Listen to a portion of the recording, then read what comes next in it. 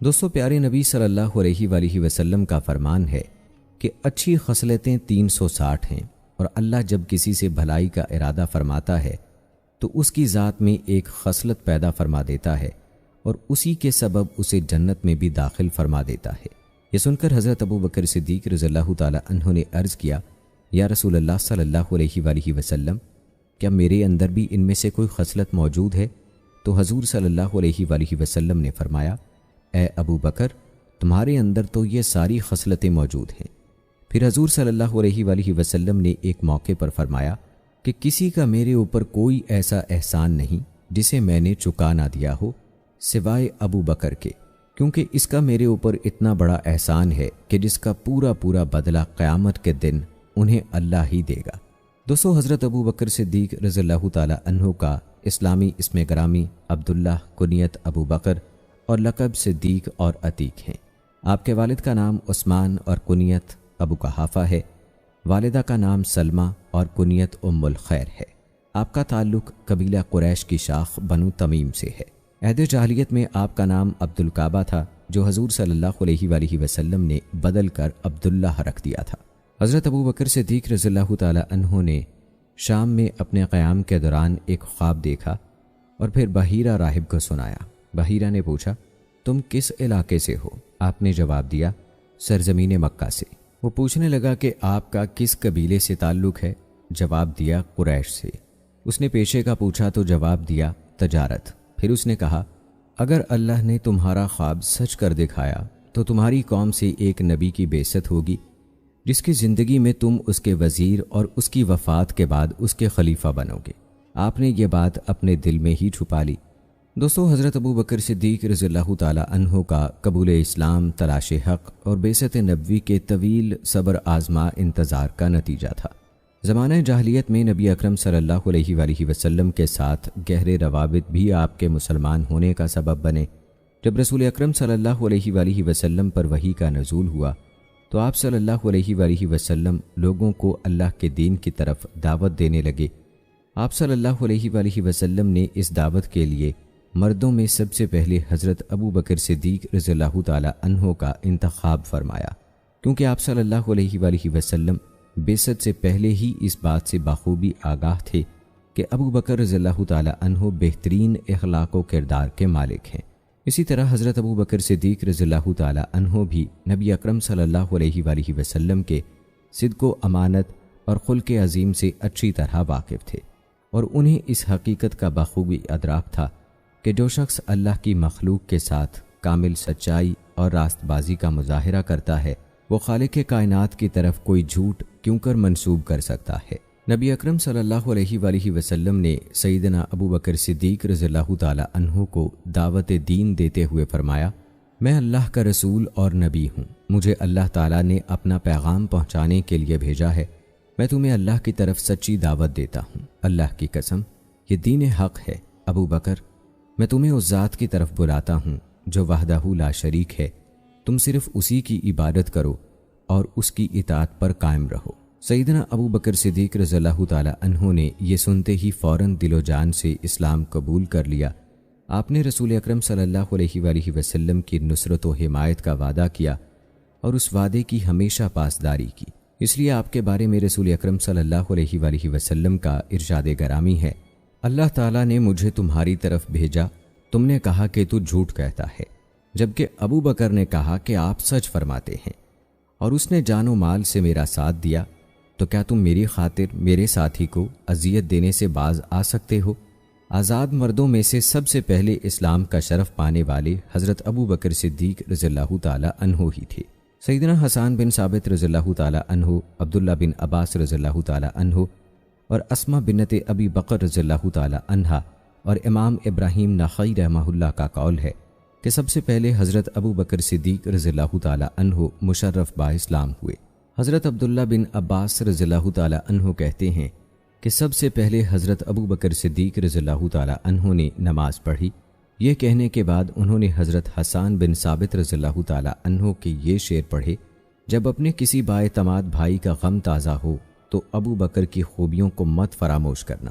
ابو بکر رضی اللہ تعالی عنہ لوگوں میں نبی اکرم صلی اللہ علیہ وآلہ وسلم کے بعد سب سے افضل اور تقوی، عدل اور ایفائے عہد میں سب سے فائق اور برتر تھے۔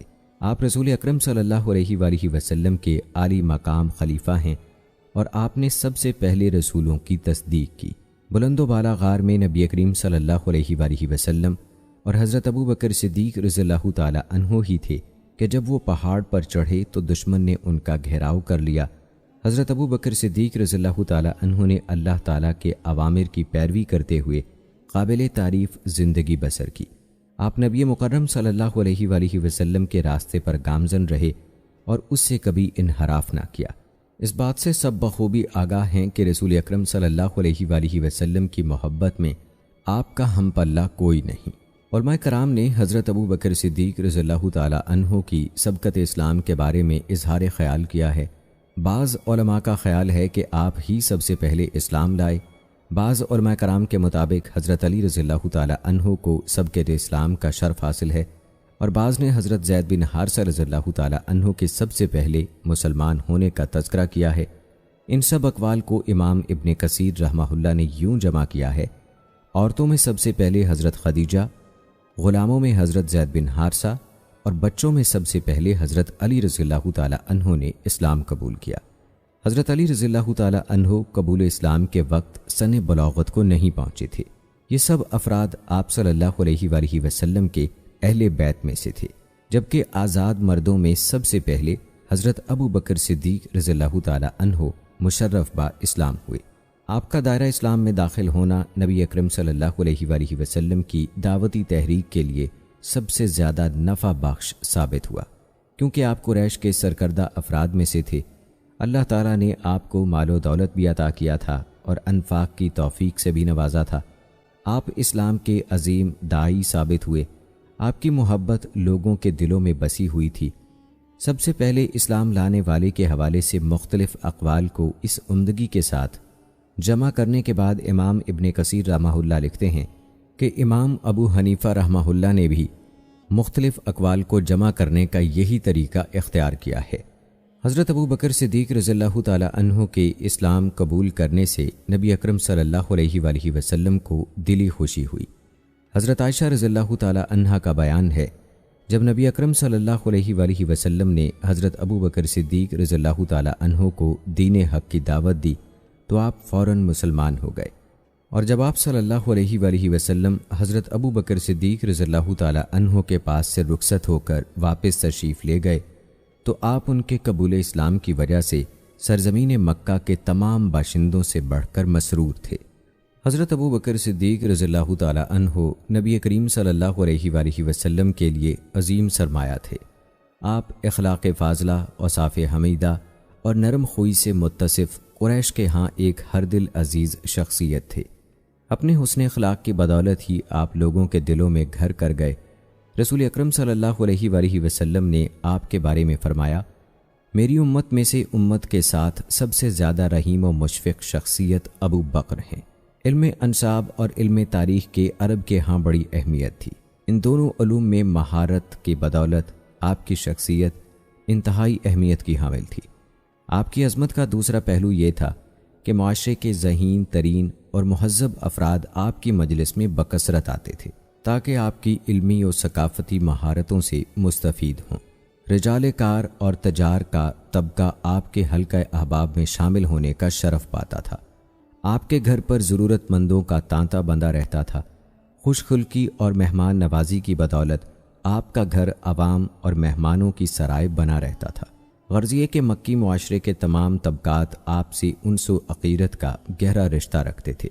علمی، ادبی اور معاشرتی خوبیوں کی بنا پر آپ کو وہ شرف و مقام حاصل تھا کہ جب آپ نے دعوت اسلام کا آغاز کیا تو فطرت سلیم کے مالک دانش مند افراد نے اسے دل و جان سے قبول کیا۔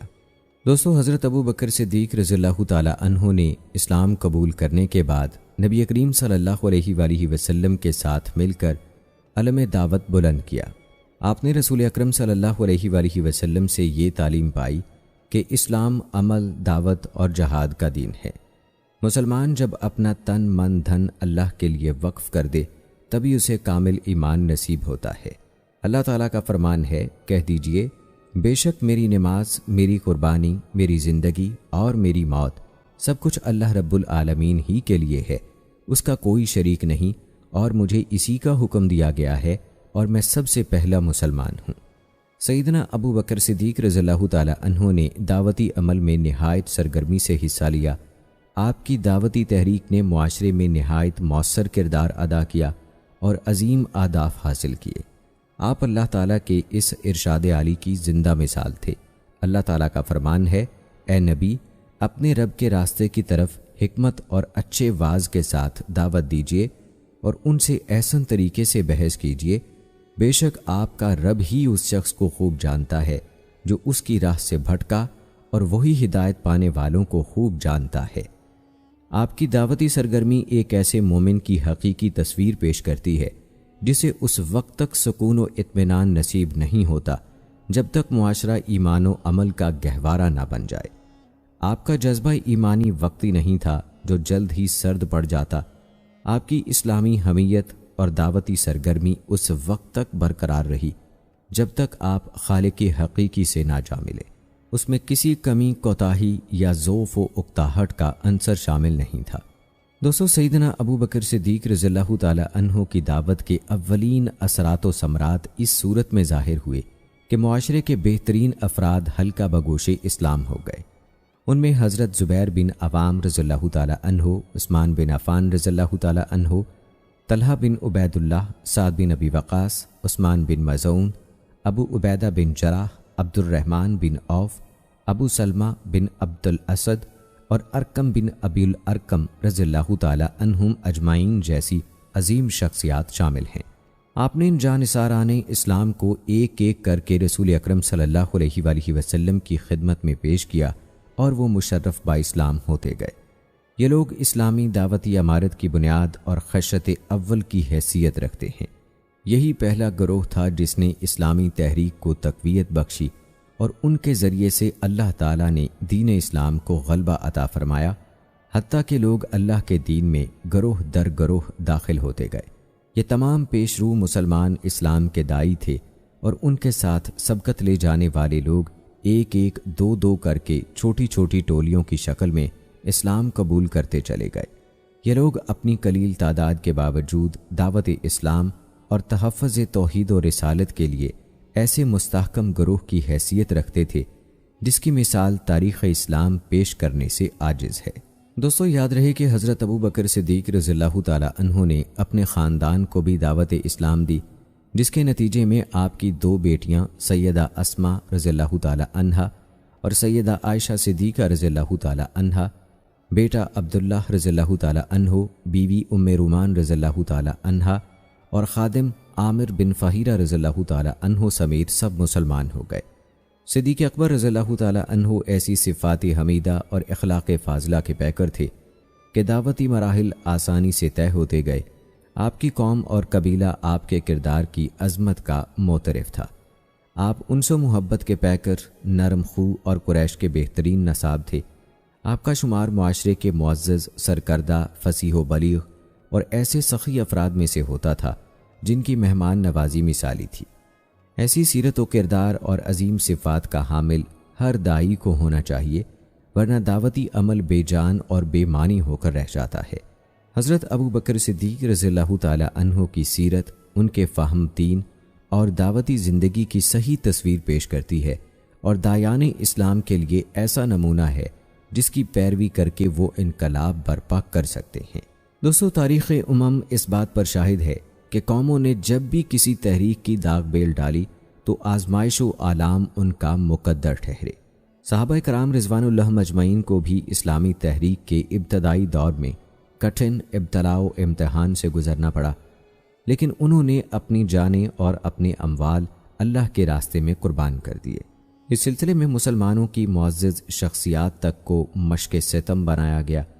سیدنا ابو بکر صدیق رضی اللہ تعالی عنہ کو بھی کٹھن حالات اور آلام و مصائب کا سامنا کرنا پڑا۔ آپ سے توہین آمیز سلوک کیا گیا اور اس حد تک زد و کوب کیا گیا کہ آپ کا چہرہ لہو لہان ہو گیا اور آپ موت و حیات کی کشمکش میں مبتلا رہے۔ دوستو، حضرت عائشہ صدیقہ رضی اللہ تعالی عنہا بیان فرماتی ہیں کہ جب صحابہ کرام رضوان اللہ اجمعین کی تعداد 38 ہو گئی تو حضرت ابو بکر صدیق رضی اللہ تعالی عنہ نے رسول اکرم صلی اللہ علیہ وآلہ وسلم سے اصرار کیا کہ علل اعلان دعوت اسلام دیجیے۔ آپ صلی اللہ علیہ وآلہ وسلم نے فرمایا، اے ابو بکر، ابھی ہماری تعداد تھوڑی ہے۔ حضرت ابو بکر صدیق رضی اللہ تعالی عنہ نے اس حد تک اصرار کیا حتیٰ کہ آپ صلی اللہ علیہ وآلہ وسلم اعلانیہ تبلیغ کے لیے باہر نکل آئے۔ مسجد حرام کے اطراف میں ہر مسلمان اپنے قبیلے کے افراد میں جلوہ آرا ہو گیا۔ حضرت ابو بکر صدیق رضی اللہ تعالی عنہ تقریر کے لیے اٹھ کھڑے ہوئے۔ اس موقع پر رسول اکرم صلی اللہ علیہ وآلہ وسلم بھی تشریف فرما تھے۔ اس طرح سیدنا ابو بکر صدیق رضی اللہ تعالی عنہ نے دعوت اسلام کے پہلے بے باک خطیب ہونے کا شرف حاصل کیا۔ مشرکین حضرت ابو بکر صدیق رضی اللہ تعالی عنہ اور مسلمانوں پر ٹوٹ پڑے۔ انہوں نے حضرت ابو بکر صدیق رضی اللہ تعالی عنہ کو مسجد حرام میں خوب زد و کوب کیا۔ بدبخت عتبہ بن ربیعہ آپ پر پل پڑا۔ اس نے آپ کے چہرے کو شدید ضربوں کا نشانہ بنا کر زخمی کر دیا اور آپ کے جسم کو بھی بری طرح روندا۔ آپ کے قبیلہ بنو تیم کے لوگ بھاگتے ہوئے آئے اور انہوں نے مشرکین سے آپ کی گلو خلاصی کرائی۔ وہ حضرت ابو بکر صدیق رضی اللہ تعالی عنہ کو اٹھا کر ان کے گھر لے گئے۔ آپ کی نازک حالت دیکھ کر انہیں آپ کی موت کا پختہ یقین ہو گیا۔ آپ کو گھر میں چھوڑ کر آپ کی قوم کے افراد واپس مسجد حرام میں آئے اور کہنے لگے، اللہ کی قسم، اگر ابو بکر وفات پا گئے تو ہم عتبہ بن ربیعہ کو قتل کر دیں گے۔ اس کے بعد وہ حضرت ابو بکر صدیق رضی اللہ تعالی عنہ کے پاس لوٹ آئے اور آپ کے والد کے ساتھ مل کر آپ کو ہوش میں لانے اور گفتگو کرنے کی کوشش کرتے رہے، حتیٰ کہ شام کو آپ نے اپنی گفتگو کا آغاز ان الفاظ کے ساتھ کیا کہ رسول اللہ صلی اللہ علیہ وآلہ وسلم کا کیا حال ہے۔ یہ سنتے ہی سب لوگ ناراض ہو کر آپ کے پاس سے اٹھ کھڑے ہوئے اور آپ کی والدہ سے یہ کہتے ہوئے چلے گئے کہ اسے کچھ کھانے پینے کو دے دینا۔ آپ کی والدہ نے علیحدگی میں آپ سے بات کرنے کی کوشش کی تو اس وقت بھی آپ کا یہی اصرار رہا کہ رسول اکرم صلی اللہ علیہ وآلہ وسلم کا کیا حال ہے۔ انہوں نے جواب دیا، اللہ کی قسم، مجھے تمہارے ساتھی کے بارے میں کچھ علم نہیں۔ حضرت ابو بکر صدیق رضی اللہ تعالی عنہ نے کہا کہ جاؤ اور ام جمیل بنت خطاب سے رسول اللہ صلی اللہ علیہ وآلہ وسلم کی خیریت دریافت کر آؤ۔ آپ کی والدہ ام جمیل کے پاس آئیں اور کہنے لگیں کہ ابو بکر تم سے محمد بن عبداللہ کے بارے میں پوچھتے ہیں۔ ام جمیل نے کہا کہ میں کسی ابو بکر یا محمد بن عبداللہ کو نہیں جانتی، اگر تم چاہتی ہو تو میں تمہارے ساتھ تمہارے بیٹے کے پاس چلتی ہوں۔ آپ کی والدہ انہیں ساتھ لے کر حضرت ابو بکر صدیق رضی اللہ تعالی عنہ کے پاس پہنچی۔ ام جمیل نے حضرت ابو بکر صدیق رضی اللہ تعالی عنہ کو شدید زخمی اور اذیت ناک حالت میں دیکھا تو چیخ اٹھیں اور کہنے لگیں، آپ کی فاسق اور کافر قوم نے آپ کی یہ حالت کی ہے، مجھے یقین ہے کہ اللہ تعالیٰ ان سے ضرور انتقام لے گا۔ آپ نے سوال کیا، رسول اکرم صلی اللہ علیہ وآلہ وسلم کا کیا حال ہے؟ ام جمیل نے کہا، آپ کی والدہ سن رہی ہیں۔ آپ نے کہا کہ ان کی فکر نہ کرو۔ چنانچہ ام جمیل نے بتایا کہ آپ صلی اللہ علیہ وآلہ وسلم خیر و عافیت سے ہیں۔ صدیق اکبر رضی اللہ تعالی عنہ نے پوچھا کہ رسول اللہ صلی اللہ علیہ وآلہ وسلم اس وقت کہاں ہیں؟ جواب ملا کہ آپ صلی اللہ علیہ وآلہ وسلم اس وقت ابن ارکم کے گھر تشریف فرما ہیں۔ آپ نے کہا، اللہ کی قسم، میں جب تک رسول اکرم صلی اللہ علیہ وآلہ وسلم کی خدمت میں حاضر نہ ہو جاؤں اس وقت تک کچھ کھاؤں گا نہ پیوں گا۔ چنانچہ جب رات گہری اور پرسکون ہو گئی تو دونوں خواتین آپ کو سہارا دے کر رسول اکرم صلی اللہ علیہ وآلہ وسلم کے ہاں لے گئے۔ رسول اکرم صلی اللہ علیہ وآلہ وسلم نے جھک کر آپ کو بوسہ دیا۔ مسلمانوں نے بھی آپ کی خبرگیری کی۔ آپ کی حالت دیکھ کر نبی کریم صلی اللہ علیہ وآلہ وسلم پر شدید رقت طاری ہو گئی۔ حضرت ابو بکر صدیق رضی اللہ تعالی عنہ کہنے لگے، اللہ کے رسول، آپ پر میرے ماں باپ قربان ہوں، مجھے زیادہ تکلیف نہیں ماسوا چہرے کے جس کو اس بدبخت یعنی عتبہ بن ربیعہ نے گزند پہنچایا ہے۔ یہ میری مشفق و مہربان والدہ ہیں اور آپ خیر و برکت کا منبع ہیں۔ اللہ سے دعا فرما کر میری والدہ کو اسلام کی دعوت دیجیے، ہو سکتا ہے اللہ تعالیٰ انہیں بھی جہنم کی آگ سے محفوظ فرما لے۔ آپ صلی اللہ علیہ وآلہ وسلم نے ان کے لیے دعا کی اور اسلام کی دعوت دی، جس کے نتیجے میں وہ اسی وقت مسلمان ہو گئیں۔ حضرت ابو بکر صدیق رضی اللہ تعالی عنہ تلاش حق میں سرگرداں رہتے تھے۔ آپ کی زندگی کا مرکز و محور ایسے دین کی جستجو تھی جو فطرت سلیم اور عقل و بصیرت کے تقاضوں پر پورا اترتا ہو۔ تجارت پیشہ ہونے کی وجہ سے جزیرہ نما عرب کے مختلف علاقوں میں آپ کی آمد و رفت جاری رہتی تھی۔ جاہلیت میں مختلف ادیان و مذاہب خصوصاً عیسائیت کے ساتھ آپ کا گہرا تعلق رہا۔ توحید کے علمبردار اور سچے دین کے متلاشی گروہ کے ساتھ آپ کو انتہائی وابستگی تھی۔ حضرت ابو بکر رضی اللہ تعالی عنہ فرماتے ہیں کہ ایک دن میں اور زید بن عمر بن نفیل کعبہ کے صحن میں بیٹھے ہوئے تھے کہ وہاں سے امیہ بن ابی سلت کا گزر ہوا۔ اس نے زید بن عمر سے پوچھا، اے بھلائی کے طالب، صبح کیسے کی؟ انہوں نے جواب دیا کہ خیر و سلامتی سے۔ امیہ کہنے لگا، کیا خیر و بھلائی کو پا لیا؟ جواب دیا کہ نہیں۔ پھر امیہ بن سلت نے یہ شعر پڑھا، اللہ تعالیٰ نے جس دین کے حقیقی ہونے کا فیصلہ فرمایا ہے اس کے سوا سب ادیان روز قیامت بے فائدہ اور بیکار ہوں گے۔ پھر وہ کہنے لگا کہ وہ نبی جس کا انتظار ہے ہم میں سے ہوگا یا تم میں سے؟ حضرت ابو بکر صدیق رضی اللہ تعالی عنہ کہتے ہیں، اس سے پہلے مجھے کسی نبی کے انتظار یا بعثت کا علم نہیں تھا۔ میں ورقہ بن نوفل کے پاس گیا۔ وہ اکثر آسمان کی طرف دیکھتے اور غور و فکر میں مشغول رہتے تھے۔ میں نے انہیں اپنی بات سنائی تو کہنے لگے، اے بھتیجے، ہم اہل کتاب اور اہل علم لوگ ہیں۔ میں اتنا بتا سکتا ہوں کہ جس نبی کا انتظار ہے وہ عربوں میں بہترین نسب والا ہوگا۔ میں انساب کا علم رکھتا ہوں اور تمہاری قوم بہترین نسب کی حامل ہے۔ میں نے پوچھا کہ وہ نبی کیا کہے گا؟ بتانے لگے کہ وہ وحی کے مطابق ہی کہے گا۔ ہاں یہ بتا دوں کہ نہ وہ ظلم کرے گا، نہ اس پر ظلم ہوگا، نہ وہ کسی ظالمانہ کارروائی میں شرکت کرے گا۔ پھر جب رسول اکرم صلی اللہ علیہ وآلہ وسلم کی بعثت ہوئی تو میں آپ صلی اللہ علیہ وآلہ وسلم پر ایمان لے آیا اور آپ کی تصدیق کی۔ ابو بکر صدیق رضی اللہ تعالی عنہ امیہ بن ابی سلت کے جو پسندیدہ اشعار سناتے ان میں یہ اشعار بھی شامل تھے، خبردار ہمارا نبی ہم میں سے ہے، وہ ہمیں ہماری تخلیق کے آغاز سے لے کر ہماری موت کے بعد تک کے حالات بیان کرتا ہے۔ بلا شبہ میں اس ذات کی پناہ میں آتا ہوں جس کے لیے حاجی حج کرتے ہیں اور دین الہی کے ارکان بلند کرتے ہیں۔ حضرت ابو بکر صدیق رضی اللہ تعالی عنہ نے تلاش حق اور انتظار بعثت رسول کی اس گھڑی میں روشن عقل و بصیرت، گہری فکر و نظر اور انتہائی ذہانت و فطانت کا مظاہرہ کیا۔ اس کے لیے آپ نے عہد جاہلیت میں فطرت سلیم کے مالک اشخاص کے بہت سے اخبار و اشعار کو یاد کر لیا۔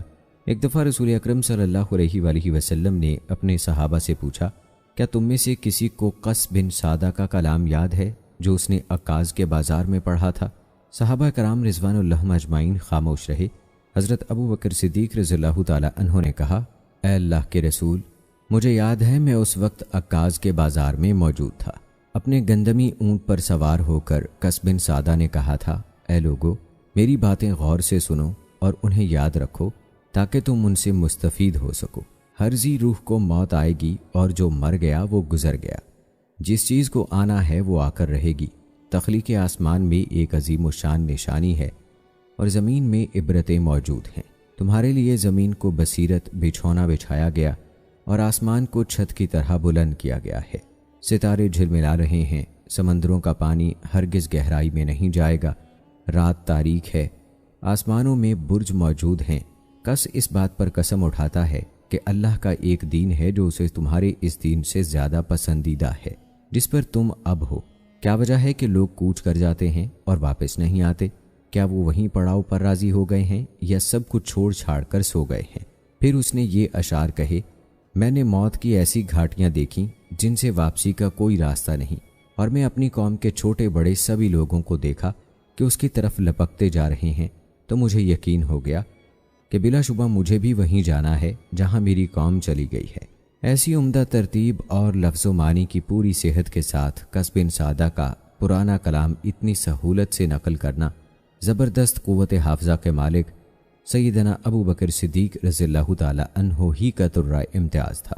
دوستو، یہ عظیم واقعہ اپنے دامن میں ہر اس مسلمان کے لیے نہایت قیمتی اسباق اور عبرتوں کو سموئے ہوئے ہے جو صحابہ کرام رضوان اللہ اجمعین کے نقش پا سے رہنمائی حاصل کرنا چاہتے ہیں۔ کفار و مشرکین کے سامنے اسلام کی اعلانیہ دعوت و تبلیغ کی تمنا حضرت ابو بکر صدیق رضی اللہ تعالی عنہ کی قوت ایمانی اور بہادری کی بہت بڑی دلیل ہے۔ اسلام کی دعوت دینے پر آپ اتنا ہولناک تشدد کیا گیا کہ آپ کی موت یقینی نظر آتی تھی۔ یقیناً اپنی جان سے بڑھ کر اللہ تعالیٰ اور اس کے رسول صلی اللہ علیہ وآلہ وسلم کی محبت آپ کے رگ و پے میں سرایت کر چکی تھی۔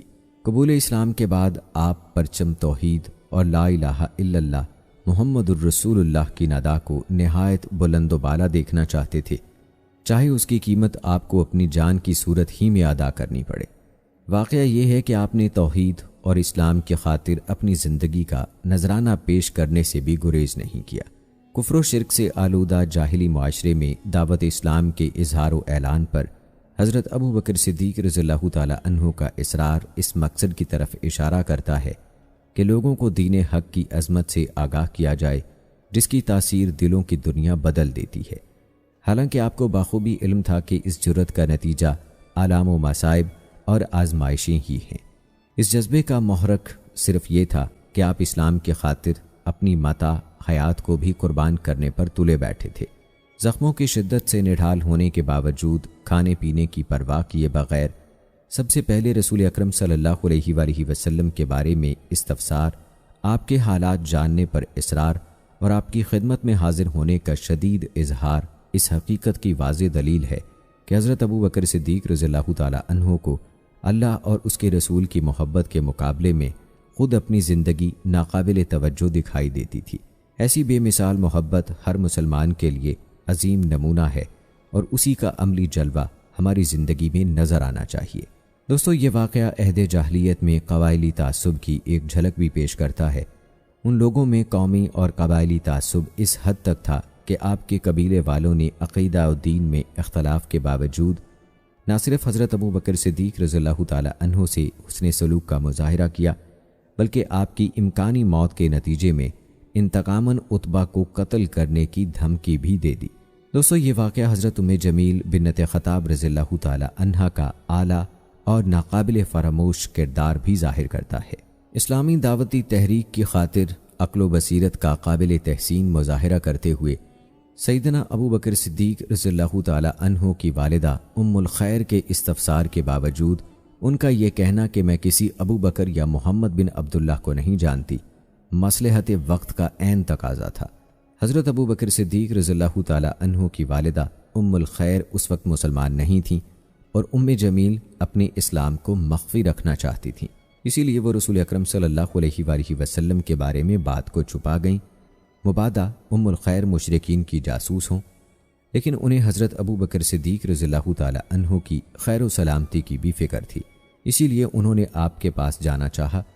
سیدنا ابو بکر صدیق رضی اللہ تعالیٰ عنہ کے ہاں پہنچ کر بھی ام جمیل نے نہایت احتیاط اور مصلحت سے کام لیا تاکہ رسول اکرم صلی اللہ علیہ وآلہ وسلم کی شخصیت اور اسلامی تحریک کو کوئی گزند نہ پہنچے۔ جب انہیں پوری طرح اطمینان ہو گیا تبھی انہوں نے آپ کو نبی کریم صلی اللہ علیہ وآلہ وسلم کے بارے میں خبر دی۔ حضرت ابو بکر صدیق رضی اللہ تعالیٰ عنہ کی رسول اکرم صلی اللہ علیہ وآلہ وسلم کی خدمت میں حاضری کے لیے رات کے گہرے اور پرسکون ہونے کے بعد نکلنے سے ابتدائے دعوت اسلام میں فتنوں اور آزمائشوں کی شدت اور ان سے بچنے کی احتیاطی تدابیر کا بھی اندازہ ہوتا ہے۔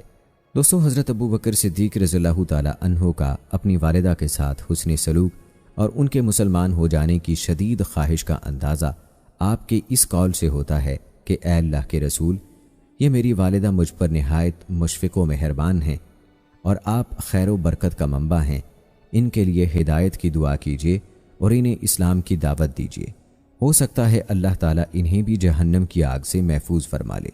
یقیناً یہ اللہ تعالیٰ کے عذاب سے خوف اور اس کی رضا و مغفرت کے حصول کا جذبہ تھا۔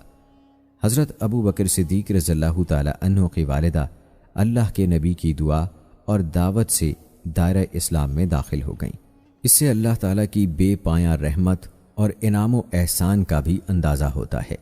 نبی اکرم صلی اللہ علیہ وآلہ وسلم کے قریبی اور خاص ساتھی ہونے کی وجہ سے حضرت ابو بکر صدیق رضی اللہ تعالیٰ عنہ صحابہ کرام رضوان اللہ اجمعین میں سب سے زیادہ فتنوں اور آزمائشوں کا شکار رہے۔ آپ صلی اللہ علیہ وآلہ وسلم کو جہاں بھی مشق ستم بنانے کی کوشش کی جاتی، سیدنا ابو بکر صدیق رضی اللہ تعالیٰ عنہ وہاں جان کی بازی لگا کر دشمن اور آپ صلی اللہ علیہ وآلہ وسلم کے درمیان ایک مضبوط چٹان بن کر حائل ہو جاتے اور آپ کی جگہ خود تکالیف و مصائب خندہ پیشانی سے برداشت کرتے۔ یہ سب آزمائشیں دین اسلام کے دفاع کی بدولت تھیں، ورنہ آپ کا شمار اپنی قوم کے سرکردہ افراد میں ہوتا تھا جو عقل و بصیرت اور خیر و بھلائی میں اپنی مثال آپ تھے۔ دوستو، حضرت ابو بکر صدیق رضی اللہ تعالی عنہ کی صفات میں جرأت و شجاعت کو نمایاں حیثیت حاصل ہے۔ آپ دین حق کے معاملے میں کسی سے ڈرتے تھے نہ اسلام کی نصرت و حمایت، اور رسول اکرم صلی اللہ علیہ وآلہ وسلم کے دفاع میں آپ کو کسی ملامت کی پرواہ تھی۔ حضرت عروہ بن زبیر رضی اللہ تعالی عنہ بیان کرتے ہیں کہ میں نے حضرت عبداللہ بن عمر بن عاص رضی اللہ تعالی عنہ سے کہا کہ رسول اکرم صلی اللہ علیہ وآلہ وسلم پر مشرکین کی طرف سے ڈھائے جانے والے مظالم میں سے کوئی واقعہ سنائیے۔ انہوں نے بتایا کہ ایک دفعہ نبی اکرم صلی اللہ علیہ وآلہ وسلم کعبہ کے حصے حتیم میں نماز پڑھ رہے تھے کہ بدبخت عقبہ بن ابی معیط آیا۔ اس نے اپنا کپڑا آپ صلی اللہ علیہ وآلہ وسلم کی گردن میں ڈالا اور اسے بل دے کر شدت سے کس دیا۔ حضرت ابو بکر صدیق رضی اللہ تعالی عنہ آئے اور انہوں نے عقبہ کو اس کے کندھے سے پکڑ کر زور سے دھکا دیا اور فرمایا، کیا تم ایک شخص کو اس بات پر قتل کرتے ہو کہ وہ کہتا ہے میرا رب اللہ ہے؟ حضرت انس رضی اللہ تعالی عنہ بیان کرتے ہیں کہ ایک دفعہ کفار نے نبی اکرم صلی اللہ علیہ وآلہ وسلم پر اس قدر تشدد کیا کہ آپ پر بے ہوشی طاری ہو گئی۔ حضرت ابو بکر صدیق رضی اللہ تعالی عنہ پکارنے لگے، تم برباد ہو جاؤ، کیا تم ایک شخص کو اس لیے قتل کرتے ہو کہ وہ کہتا ہے میرا رب اللہ ہے؟ حضرت اسماء رضی اللہ تعالی عنہ کی روایت میں ہے کہ ایک دفعہ ابو بکر صدیق رضی اللہ تعالی عنہ کو کسی نے چلا کر کہا، اپنے ساتھی کو بچاؤ۔ چنانچہ آپ ہمارے پاس اٹھ کر چل دیے۔ آپ نے اس وقت اپنے بالوں کی 4 مینڈیاں کی ہوئی تھیں اور آپ یہ پکار رہے تھے، تمہارا ستیہ ناس، کیا تم ایسے آدمی کو قتل کرنا چاہتے ہو جو کہتا ہے کہ میرا رب اللہ ہے؟ کفار نبی اکرم صلی اللہ علیہ وآلہ وسلم کو چھوڑ کر آپ پر پل پڑے۔ حضرت ابو بکر صدیق رضی اللہ تعالی عنہ جب ہمارے پاس گھر واپس آئے تو ان کی حالت یہ تھی کہ جہاں سے بھی آپ کی کسی مینڈھی کو چھوا جاتا وہاں سے بال جھڑ کر ہاتھ میں آ جاتے تھے۔ دوستو، ایک دفعہ حضرت علی رضی اللہ تعالی عنہ نے ایک خطبہ دیتے ہوئے لوگوں سے پوچھا، سب سے زیادہ بہادر کون ہے؟ لوگوں نے جواب دیا، امیر المومنین، آپ ہی سب سے زیادہ بہادر ہیں۔ حضرت علی رضی اللہ تعالی عنہ نے فرمایا، مجھے تو جب کسی نے دعوت مبارزت دی تبھی میں نے اس سے مقابلہ کیا، لیکن حضرت ابو بکر صدیق رضی اللہ تعالی عنہ بہادری میں بھی سب سے آگے تھے۔ ہم نے ایک غزوے میں نبی اکرم صلی اللہ علیہ وآلہ وسلم کے لیے خیمہ نصب کیا۔ ہم نے کہا، رسول اکرم صلی اللہ علیہ وآلہ وسلم کی حفاظت کون کرے گا تاکہ مشرکین میں سے کوئی آپ پر حملے کی جرأت نہ کر سکے؟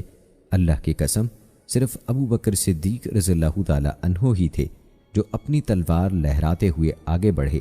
جو بھی رسول اللہ صلی اللہ علیہ وآلہ وسلم کی طرف لپکتا، ابو بکر اسی پر پل پڑتے۔ یقیناً آپ سب سے زیادہ شجاع تھے۔ پھر فرمانے لگے کہ میں نے ایک دفعہ نبی اکرم صلی اللہ علیہ وآلہ وسلم کو اس حالت میں دیکھا کہ کفار قریش نے آپ کو گھیر رکھا تھا، کوئی آپ کو زد و کوب کر رہا تھا تو کوئی آپ کو جھنجھوڑ رہا تھا، اور وہ لوگ چلا چلا کر کہہ رہے تھے، کیا تو نے تمام معبودوں کی جگہ ایک ہی الہ کو لا کھڑا کیا ہے؟ اللہ کی قسم، ابو بکر کے علاوہ کوئی آگے نہ بڑھا۔ آپ نے سب کو اکھاڑ پچھاڑ کر رکھ دیا۔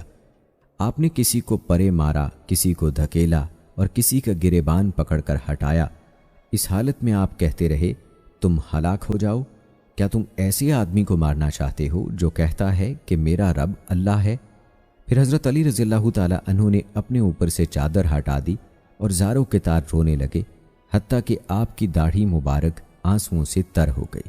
پھر فرمایا، اللہ کی قسم، مجھے بتاؤ، کیا آل فرعون میں سے ایمان لانے والا آدمی بہتر تھا یا ابو بکر صدیق رضی اللہ تعالی عنہ بہتر ہیں؟ سب لوگ خاموش رہے۔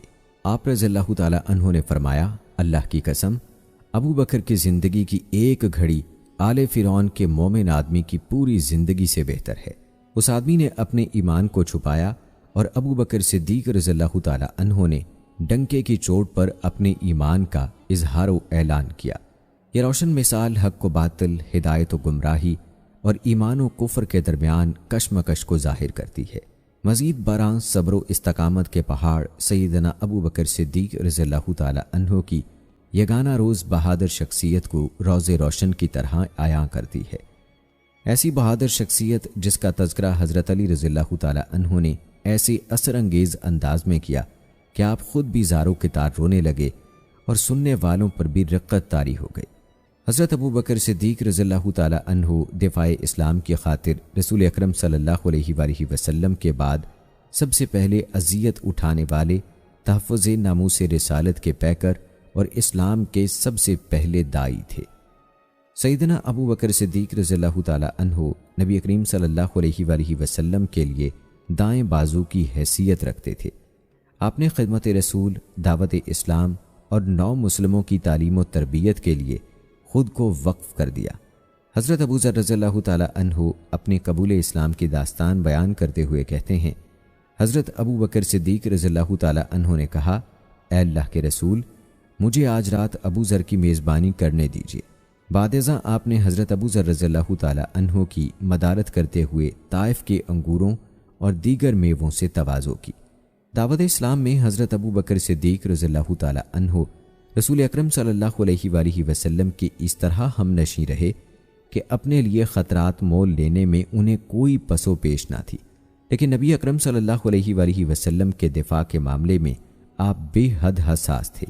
جب دشمنان اسلام آپ صلی اللہ علیہ وآلہ وسلم کو کوئی گزند پہنچانے کی کوشش کرتے تو ابو بکر صدیق رضی اللہ تعالی عنہ سیسا پھیلائی ہوئی دیوار بن کر آپ صلی اللہ علیہ وآلہ وسلم کے سامنے یہ کہتے ہوئے حائل ہو جاتے کہ تم پر ہلاکت ہو، کیا تم اس لیے ان کے در پہ ہو کہ یہ ایک اللہ کو اپنا رب مانتے ہیں؟ کفار نبی اکرم صلی اللہ علیہ وآلہ وسلم کو چھوڑ کر آپ کو آڑے ہاتھوں لیتے اور آپ کی اہانت اور مار دھاڑ میں حد سے تجاوز کر جاتے۔ حضرت ابو بکر صدیق رضی اللہ تعالی عنہ کے دور میں ایک شخص ملک شام سے سفر کرتا ہوا آیا اور آپ کی خدمت میں حاضر ہوا اور عرض کرنے لگا کہ آپ امیر بھی ہیں یعنی مالدار بھی ہیں، اور امیر یعنی مسلمانوں کے سربراہ بھی۔ عرض کرنے لگا، حضور میرے اوپر قرضہ چڑھ گیا ہے، میری مدد کریں۔ تو آپ اس کو اپنے گھر لے گئے۔ شخص کہتا ہے کہ باہر سے دروازہ بہت خوبصورت تھا، لیکن گھر پر ایک چارپائی بھی نہ تھی، کھجور کی چھال کی چٹائیاں بچھی ہوئی تھیں اور وہ بھی پھٹی ہوئی۔ فرماتے ہیں سیدنا صدیق اکبر رضی اللہ تعالی عنہ نے مجھے چٹائی پر بٹھا لیا اور مجھے کہنے لگے، یار ایک عجیب بات نہ بتاؤں؟ میں نے کہا بتائیے۔ تو عرض کرنے لگے، 3 دن سے میں نے ایک اناج کا دانہ بھی نہیں کھایا، کھجور پر گزارا کر لیتا ہوں، آج کل میرے حالات کچھ ٹھیک نہیں ہیں۔ تو شخص کہنے لگا، حضور میں اب پھر کیا کروں، میں تو بہت دور سے امید لگا کر آیا تھا۔ تو فرمانے لگے، تو عثمان غنی کے پاس جا۔ شخص کہنے لگا، مجھے تو بہت سارے پیسے چاہیے ہیں۔ تو آپ نے فرمایا، تیری سوچ وہاں ختم ہوتی ہے جہاں سے عثمان کی سخاوت شروع ہوتی، تو جو سوچتا ہے اتنے ملیں گے۔ تیری سوچ ختم ہوتی ہے وہاں سے عثمان کی سخاوت شروع ہوتی ہے، تو جا ان کے پاس۔ شخص کہنے لگا، آپ کا نام لوں کہ مجھے امیر المومنین نے بھیجا ہے؟ تو فرمانے لگے، اس کی ضرورت ہی نہیں پڑے گی، صرف اتنا بتانا کہ میں مقروض ہوں اور رسول اللہ صلی اللہ علیہ وآلہ وسلم کا نوکر ہوں۔ وہ شخص کہنے لگا کہ وہ دلیل حوالہ مانگیں گے۔ فرمایا، عثمان سخاوت کرتے وقت دلیل یا حوالے نہیں مانگتے۔ عثمان اللہ کی راہ میں دیتے ہوئے تفتیش نہیں کرتا، اور سخاوت کرتے وقت ٹٹولنا عثمان کی عادت نہیں۔ وہ شخص کہتا ہے، میں چلا گیا، پوچھتے پوچھتے دروازے پر دستک دی۔ حضرت عثمان غنی رضی اللہ تعالی عنہ کے اندر سے بولنے کی آواز آ رہی تھی۔ اپنے بچوں کو ڈانٹ رہے تھے کہ یار تم لوگ دودھ کے اندر شہد ملا کر پیتے ہو، خرچہ تھوڑا کم کرو، اتنا خرچہ بڑھا دیا ہے، دودھ میٹھا شہد بھی میٹھا، ایک چیز استعمال کر لو، تم کوئی بیمار تھوڑی ہو۔ شخص کہتا ہے، میں نے کہا ابو بکر تو بڑی باتیں بتا رہے تھے، یہاں تو دودھ اور شہد پر لڑائی ہو رہی ہے، اور مجھے تو کئی ہزار دینار چاہیے، کیا یہ دے دے گا؟ شخص کہتا ہے کہ میں ابھی یہی سوچ رہا تھا کہ اندر سے دروازہ کھلنے کی آواز آئی۔ وہ باہر آئے اور میں نے کہا، السلام علیکم۔ انہوں نے سلام کا جواب دیا اور وہ سمجھ گئے کہ میں مسلمان ہوں اور مخاطب ہو کر کہنے لگے، معاف کرنا، بچوں کو ذرا ایک بات سمجھنی تھی، آنے میں دیر ہو گئی۔ ان کا پہلا جملہ ان کے بڑے پن کا مظاہرہ کر رہا تھا۔ پھر دروازہ کھولا اور مجھے انہوں نے گھر بٹھایا اور میرے لیے جو پہلی چیز پیش کی گئی وہ دودھ میں شہد ڈال کر دیا گیا اور پھر کھجور کا حلوہ پیش کیا۔ شخص کہتا ہے کہ میرے دل میں خیال آیا، عجیب شخص ہے، گھر والوں کے ساتھ جھگڑا کر رہے تھے، ایک چیز استعمال کیا کرو، میرے لیے تین چیزیں آ گئی ہیں، لیکن ابھی میرا تصور جمع نہیں تھا۔ میں نے دل میں خیال کیا، اتنا تگڑا نہیں جتنا ابو بکر صدیق رضی اللہ تعالی عنہ نے بتایا ہے۔ وہ شخص کہتا ہے کہ کھانے پلانے کے بعد پوچھنے لگے کیسے آئے ہو؟ میں نے کہا میں مسلمان ہوں اور ملک شام کے گاؤں کا رہنے والا ہوں، اور کچھ کاروباری مشکلات آئی تو مقروض ہو گیا ہوں، اور میرے اوپر قرضہ ہے اور مجھے کچھ پیسوں کی حاجت ہے۔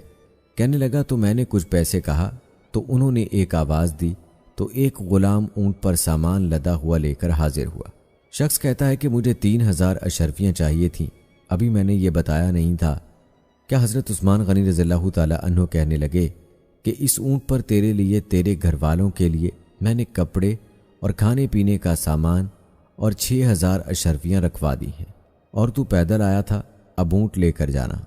شخص کہنے لگا میں نے فوراً سے کہا حضور یہ اونٹ انہیں واپس کرنے کون آئے گا؟ حضرت عثمان رضی اللہ تعالی عنہ فرمانے لگے واپس کرنے کے لیے دیا ہی نہیں، یہ تحفہ ہے، تو لے جا۔ شخص کہتا ہے کہ میں کہاں سے چلا تھا ڈھونڈتا ہوا اور پھر مدینے میں آیا، اور جب مدینے میں آیا تو اللہ نے مجھے جھولی بھر کے عطا فرمایا۔ کہتا ہے میری آنکھوں میں آنسو آ گئے اور میں نے کہا حضور صلی اللہ علیہ وآلہ وسلم آپ نے تو مجھے میری ضرورت سے کہیں بڑھ کر نواز دیا ہے، معاف کیجیے گا، میں سوچ رہا تھا دودھ شہد پر تو گھر میں لڑائی ہو رہی ہے۔ تو حضرت عثمان رضی اللہ تعالی عنہ نے کہا کہ اللہ نے جو پیسے عثمان کو دیے ہیں اور اس لیے نہیں دیے کہ عثمان کی اولادیں عیش مستی کرتی پھریں، میرے مالک نے مجھے نوازا ہے تاکہ میں محمد عربی صلی اللہ علیہ وآلہ وسلم کے نوکروں کی نوکری کروں۔ شخص کہتا ہے میں دروازے تک گیا تو میں نے کہا شکریہ۔ کہتا ہے ابھی میں نے بتایا نہیں تھا کہ مجھے ابو بکر صدیق رضی اللہ تعالی عنہ نے بھیجا ہے، کہ آپ فرمانے لگے کہ شکریہ ابو بکر صدیق کا ادا کرنا جس نے تجھے یہ راستہ دکھایا ہے۔ شخص کہتا ہے کہ میں نے کہا حضور آپ کو تو میں نے بتایا ہی نہیں، کہ مجھے تو فوراً آپ رضی اللہ تعالی عنہ مسکرا کر فرمانے لگے چھوڑو آپ کا کام ہو گیا، اس تفصیلات میں نہ پڑو۔ سبحان اللہ، یہ شان ہے خدمتگاروں کی، سرکار کا عالم کیا ہوگا۔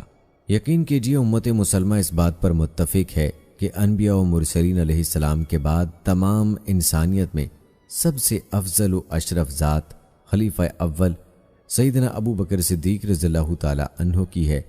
آپ کے فضائل و مناقب کے بیان کے لیے سمندر جیسا علم اور پہاڑوں جیسا فضل درکار ہے، مگر یہ بات آپ کے شرف کے لیے کافی ہے کہ رسول اللہ صلی اللہ علیہ وآلہ وسلم کی حیات طیبہ میں جو شخصیت اسلام کی خدمت میں سب سے زیادہ پیش رہی، جس کی جان، مال اور خاندان نے سب سے زیادہ نبی رحمت عالم صلی اللہ علیہ وآلہ وسلم کو نفع پہنچایا، وہ آپ ہی کی ذات گرامی ہے۔ آپ کی ذات شرافت و نجات اور اسلام میں آپ کے مرتبہ و کمال سے ہر معمولی علم رکھنے والا مسلمان بھی بخوبی واقف ہے۔ اسلام سے پہلے بھی بت پرستی اور شراب نوشی سے اجتناب، سب سے پہلے قبول اسلام کا شرف واقعہ ہجرت میں آپ صلی اللہ علیہ وآلہ وسلم کے ہمراہی ہر رائے میں حضور صلی اللہ علیہ وآلہ وسلم کے ساتھ فطری اتفاق و اتحاد، مصلی رسول پر آپ صلی اللہ علیہ وآلہ وسلم کی حیات طیبہ میں 17 نمازوں کی امامت، خلافت بلا فصل کا مرتبہ، مرتدین و منکرین زکوٰۃ کے ساتھ قتال اور قرآن پاک کو جمع کرنے کا ایسے اعزازات ہیں جن کو مسلمانوں کا بچہ بچہ جانتا ہے۔ حضرت انس بن مالک رضی اللہ تعالی عنہ سے روایت ہے کہ نبی کریم صلی اللہ علیہ وآلہ وسلم مہاجرین و انصار صحابہ کرام رضوان اللہ اجمعین کی مجلس میں تشریف لایا کرتے تھے، بیٹھے ہوتے اور ان میں حضرت ابو بکر صدیق رضی اللہ تعالی عنہ اور حضرت عمر رضی اللہ تعالی عنہ بھی موجود ہوتے۔ ان صحابہ کرام رضی اللہ تعالی عنہم میں سے کوئی بھی آپ صلی اللہ علیہ وآلہ وسلم کی طرف نظریں اٹھا کر نہیں دیکھتا تھا سوائے حضرت ابو بکر رضی اللہ تعالی عنہ اور حضرت عمر رضی اللہ تعالی عنہ کے۔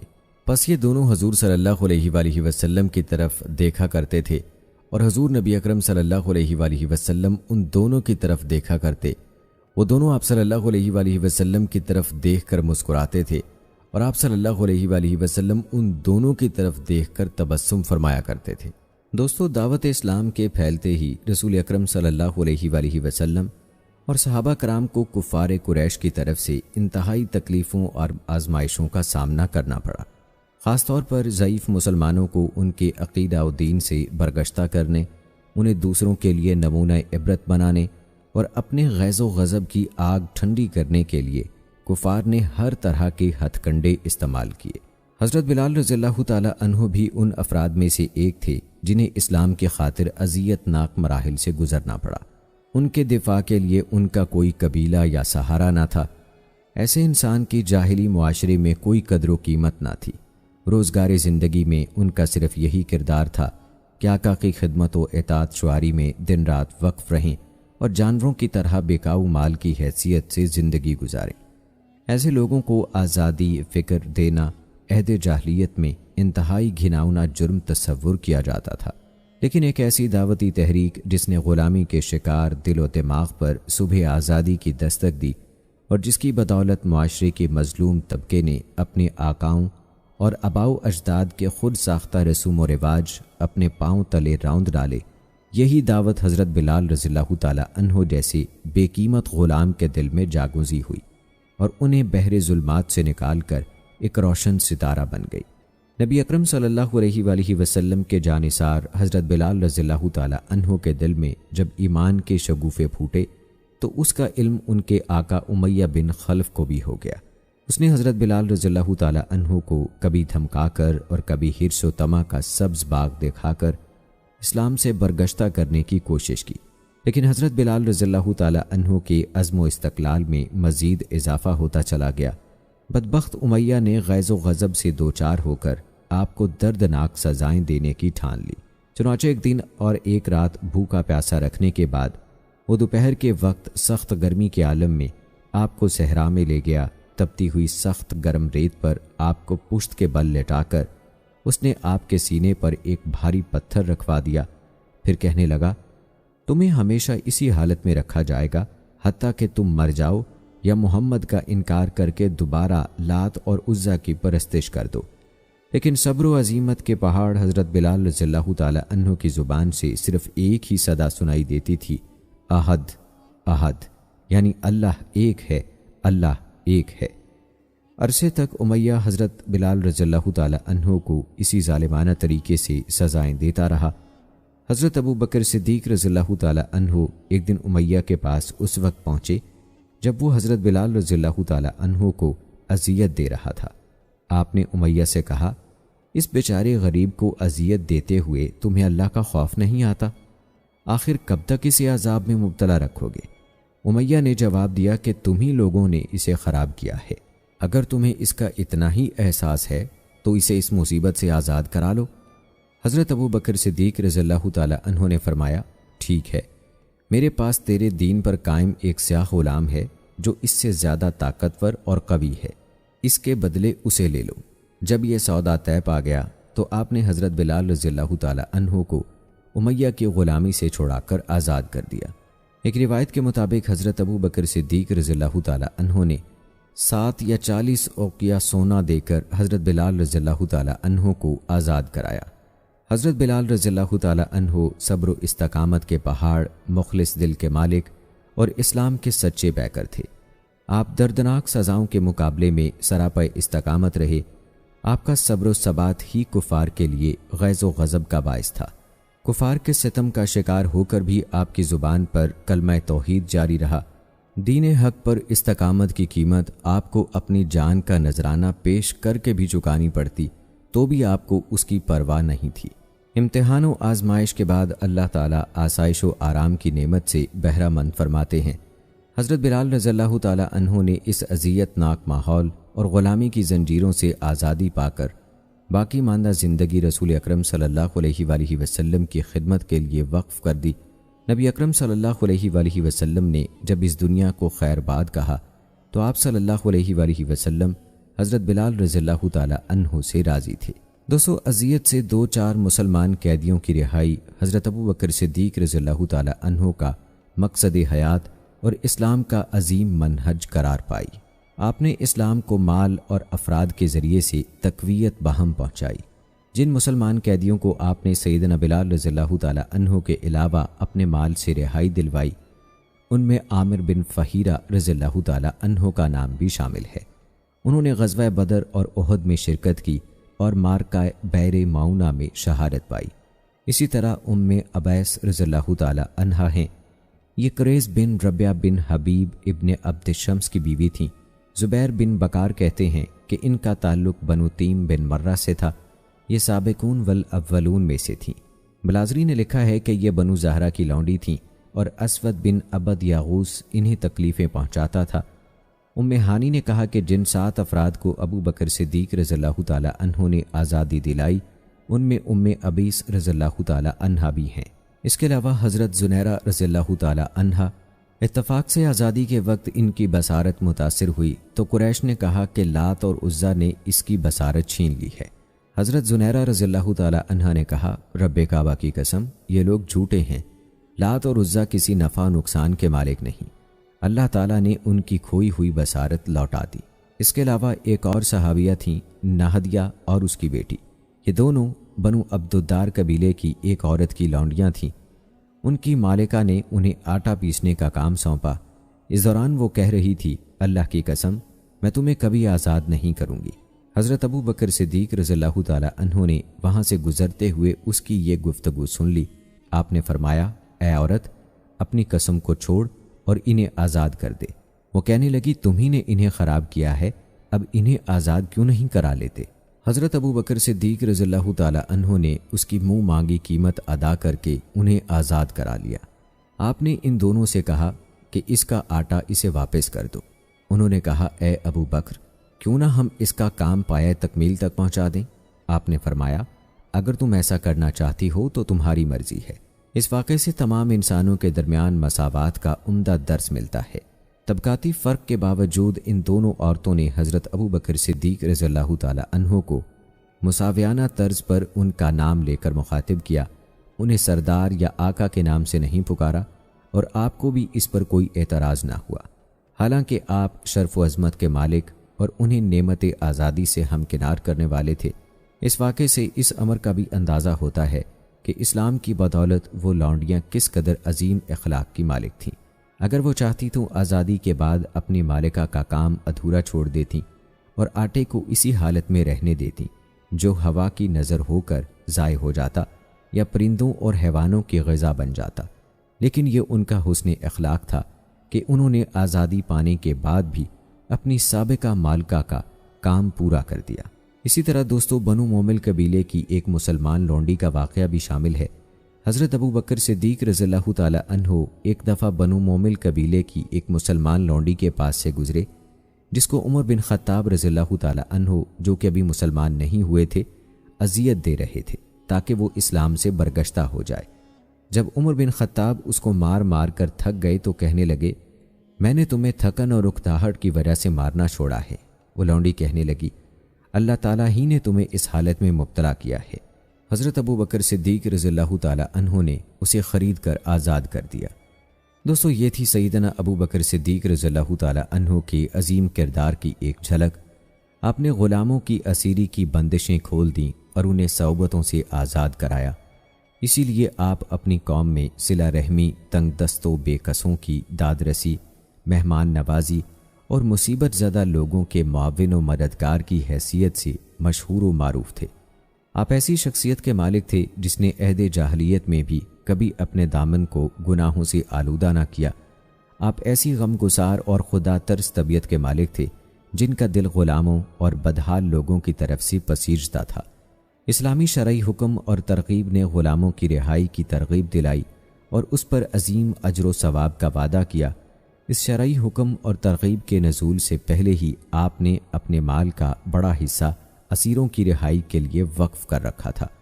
کفار مکہ حضرت ابو بکر صدیق رضی اللہ تعالی عنہ کی اس خصلت پر انگشتے بدنداں تھے کہ وہ ان مجبور اور بے کس افراد پر اس قدر مال کیوں لٹاتے ہیں جن کا بظاہر کوئی فائدہ دکھائی نہ دیتا تھا، جبکہ حضرت ابو بکر صدیق رضی اللہ تعالی عنہ کی نظر میں یہ غلام ان کے 9 مسلم دینی بھائی تھے، جن میں سے ادنا ترین غلام بھی ان کے نزدیک روئے زمین کے تمام مشرکوں اور طاغوتوں سے زیادہ قیمتی تھا۔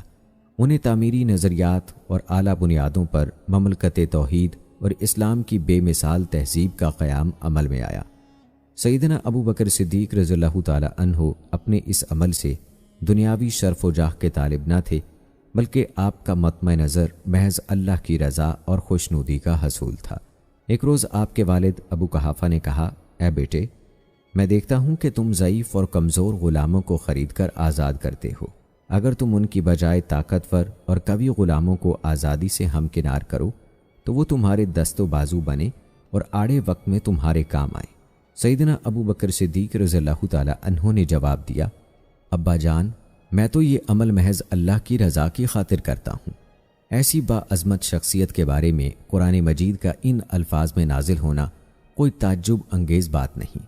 اللہ تعالیٰ کا فرمان ہے، پھر جس نے اللہ کی راہ میں دیا اور ڈرتا رہا اور اس نے نیک بات کی تصدیق کی، اسے یقیناً ہم عنقریب راحت کی منزل کا اہل بنا دیں گے، اور جس نے کنجوسی کی اور بے پرواہ رہا اور نیک بات کو جھٹلایا تو اسے ہم کٹھن منزل کے لیے ڈھیل دیں گے، اور جب وہ دوزخ میں گرے گا تو اسے اس کا مال کوئی فائدہ نہ دے گا۔ بے شک ہدایت دینا ہمارے ہی ذمے ہے، اور بے شک آخرت اور دنیا ہمارے ہی اختیار میں ہے۔ بالآخر میں نے تمہیں بھڑکتی آگ سے ڈرا دیا ہے، اس میں وہی داخل ہوگا جو نہایت بدبخت ہوگا، جس نے جھٹلایا اور منہ پھیرا، اور بڑا متقی اس سے ضرور دور رکھا جائے گا۔ جو پاک ہونے کے لیے اپنا مال دیتا ہے اور اس پر کسی کا کوئی احسان نہیں جس کا بدلہ اسے دیا جائے، بلکہ صرف اپنے رب برتر کی خوشنودی کے لیے مال خرچ کرتا ہے، اور یقیناً وہ اللہ اس سے جلد راضی ہوگا۔ دوستو، یقیناً حضرت ابو بکر صدیق رضی اللہ تعالی عنہ اللہ اور اس کے رسول کی رضا میں سب سے بڑھ کر انفاق کے خوگر تھے۔ قرون اولیٰ کی اسلامی جماعت کے افراد کا آپس میں اس طرح کا مضبوط رشتہ ان کی انتہائی عظمت و رفت اور جود و کرم پر دلالت کرتا ہے۔ یہی آزاد کردہ غلام اسلامی فکر و عقیدے کے حامل بن کر ایسا گروہ ثابت ہوئے جنہوں نے اپنی زندگیوں کو اسلام کی تبلیغ، دفاع اور جہاد کے لیے وقف کر دیا۔ سیدنا ابو بکر صدیق رضی اللہ تعالی عنہ کا انہیں آزادی سے ہمکنار کرنا عظمت اسلام اور ان کی بلندی کردار کی عظیم مثال ہے۔